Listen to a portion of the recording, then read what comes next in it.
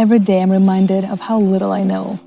I read economic news, and I can't quite grasp the scale of the global financial system.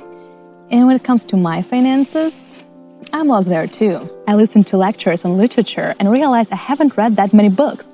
And when it comes to my own books, I have nothing to show for it. I use a shower, a phone, a microwave every day, and if they get broken, I won't be able to fix them, let alone to invent something as useful as they are.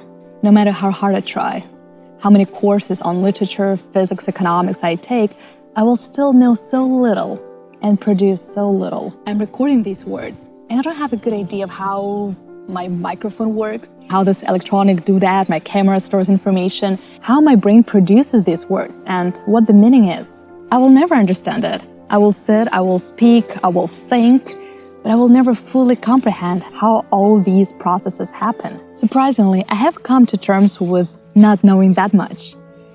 Ultimately, we are all destined to live ignorant lives. Everything, even routine activities, are far too complex for us to know them inside out and be mindful of them.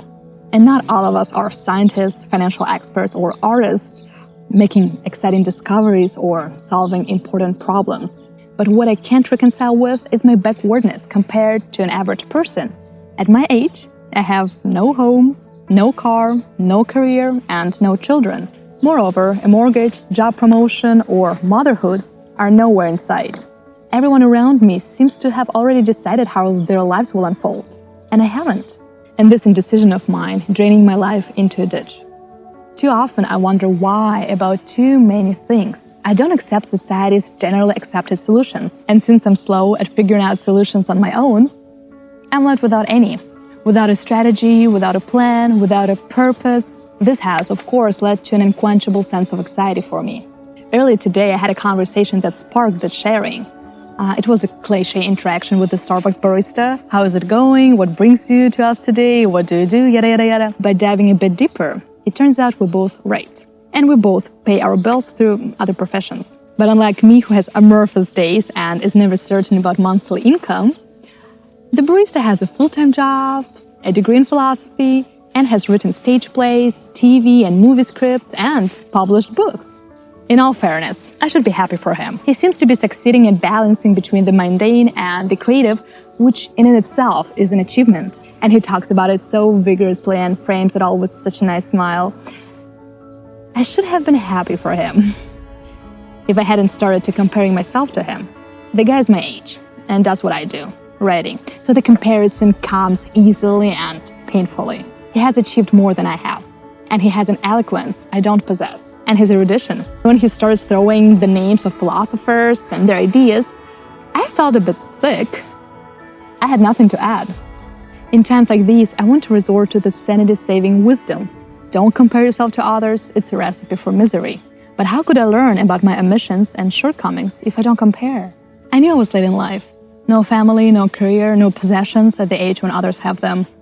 Sure, I can reconcile with them by saying they were not my priority, but the demonstration that I was behind in the things I cared about, in the activities I built my self-esteem on, a non-trivial thought process, a broad reading background, a thoughtful attitude toward logic and philosophy, undermined my self-image as an educated individual. I felt pathetic and defeated. The conversation with the barista triggered a revaluation of myself so easily and far too quickly. I observed another person's thought process and found it intriguing. I saw that the way I read literature might be superficial, as I vaguely remember what I read, and I can't, as easily as the barista, to share the ideas from the readings. And, if I'm honest with myself, I often sacrifice logic due to my conformity and laziness. So, I modestly turned to writing these lines to expose my tendency to black and white and all-or-nothing thinking, as well as my tendency to hyperbolize, dramatize, victimize, and so on. Thank you, contemporary psychology studies, for feeding me these terms. Now I can pinpoint more accurately all the ways I'm screwed up. It's a cinch for me to go down the rabbit hole and a chore to get out. But I must start acting as soon as I sense the beginning of a downward spiral. No, I will never get the Forbes 30 under 30 list. Oh well, I have never aimed at it. No, I will never be a mother of 2 kids at 30, living happily married in the suburbs. Oh well, isn't it just a narrative that crumbles once it becomes a reality anyway? No, I will never publish my first novel before 30. Oh well, no need to rush there, I guess. I go through my insecurities and rebut them. Sometimes knowingly, sometimes ineptly, sometimes gracefully, sometimes pathetically. Some days are better than others. Once again, I'm reminded of how little I know and how far I have yet to go. But I came to appreciate it and gain strength from it. That's a victory. And who knows, maybe one day I'll learn to let go of jealousy and inadequate comparisons. Thanks for watching.